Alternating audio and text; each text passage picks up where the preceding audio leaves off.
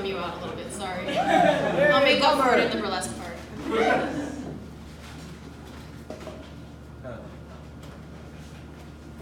Hair. So, why is hair important? It's a reflection of our identity. It is deeply connected to our self-esteem, and it's a symbol of femininity and beauty. Throughout history, it's been reflected, going as far as biblical times. One of the verses, slides are a little slower than I thought. Are they not working? Oh, damn it, Brett's out. Slides got Brett's out. We're kind of like the Frontier Airlines of burlesque. Where the spirit? Spirit. Bags? What bags? Here we go. The Bible makes us all happy, you know. But if a woman have long hair, it is a glory to her, for her hair is given her for a covering. There are several other verses like this in the Bible, but this is one that really stood out that's specific about women's hair. Continuing on throughout history, Lady Godiva, another famous example, rode naked on horseback with only her very long hair covering her parts, symbolizing freedom and beauty. It is also a symbol of liberty and strength. So a lot of you are familiar with the story of Mulan, who cut her very long hair to disguise herself as a male soldier so she could fight in the war. This also happened in the American Civil War, where women who wanted to fight on the battlefield cut their hair so they could pass as men. And in 1950s communist China, women cut their hair into short bobs that they called liberation hairdos as a symbol of strength and taking control of their own lives. This trend continues today. The hair and beauty industry is a multi-billion-dollar one. As you can see here, the average American woman spends $50,000 on her hair annually and 2 hours a week washing and styling her hair.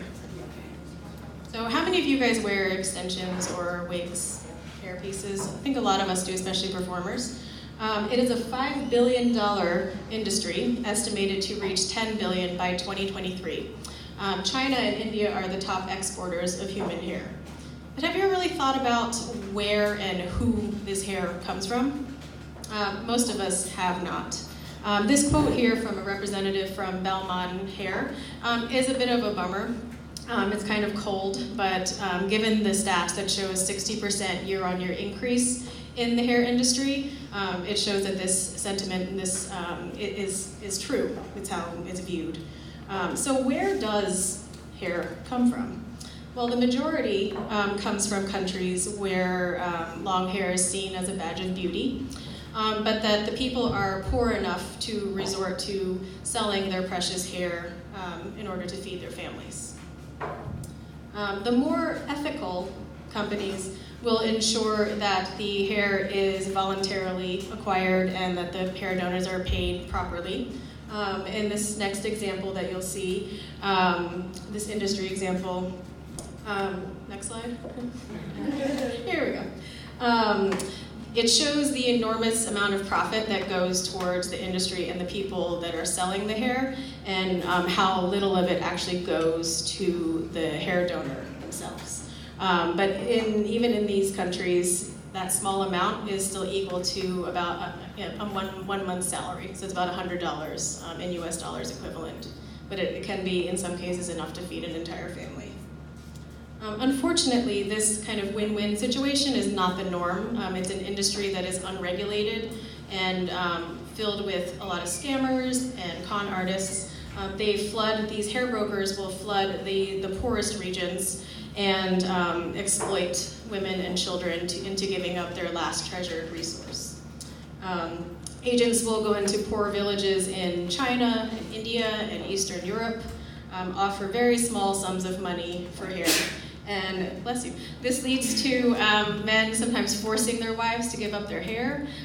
It leads to children being manipulated and tricked. And in the most extreme cases, criminals actually forcibly stealing hair off of people's heads. This one horrible story is of just one person, this Indian woman that was attacked, held down, and they shaved her hair off and stole it from her. and she talks about how, while it can be a lucrative industry for the men, there is often very little protection or almost no benefit to the women and children that are involved.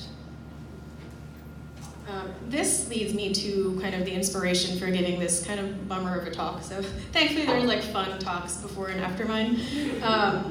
But in 2017, as Flirt mentioned, I was in a show called Agitated, and I had 18 inches of my own hair chopped off live on stage. Pictured here is Farrah Thorne, who played the role of the hair broker. So she cut it off, and I made a lot of you cry if you were at that show, hence the coming out of the eyes. We're gonna make that a thing. Woven into that story was a dialogue that I recorded with my mom. And while it was definitely a dramatization of the story, it was based on a true story of a 15-year-old student in China that sold her hair for $24 in order to pay for books so she could go to school.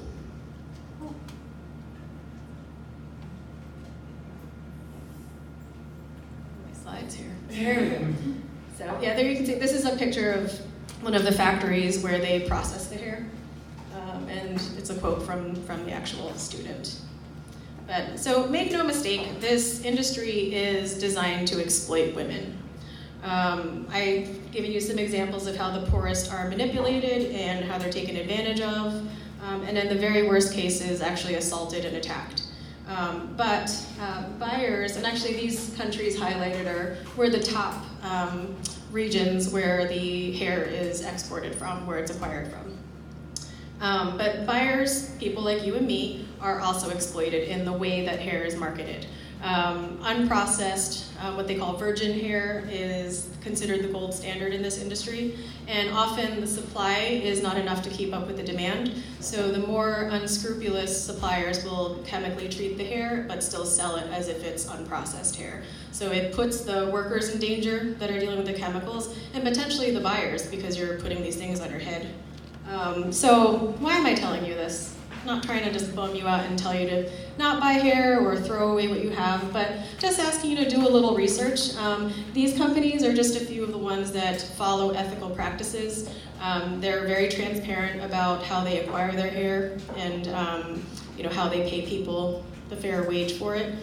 So just keep in mind that when you are looking for natural hair products, and just be aware and do your research. And that's all I have. Thanks for your time.